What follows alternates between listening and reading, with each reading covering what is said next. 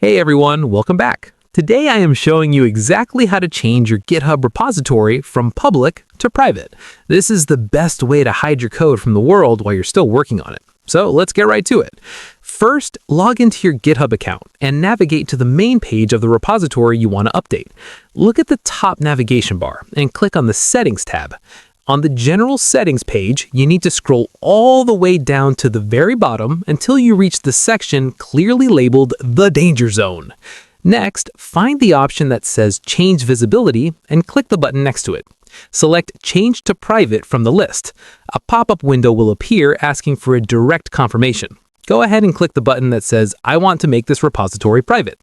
Then, GitHub will show you a detailed list of how this change affects your project, like disabling certain public features or affecting forks. Click the button that says, I have read and understand these effects. You'll see one final warning screen, and you should click the button that says, Make this repository private to pull the trigger. Finally, for security reasons, GitHub will ask you to confirm your access. You might need to enter your account password or provide a two-factor authentication code from your phone.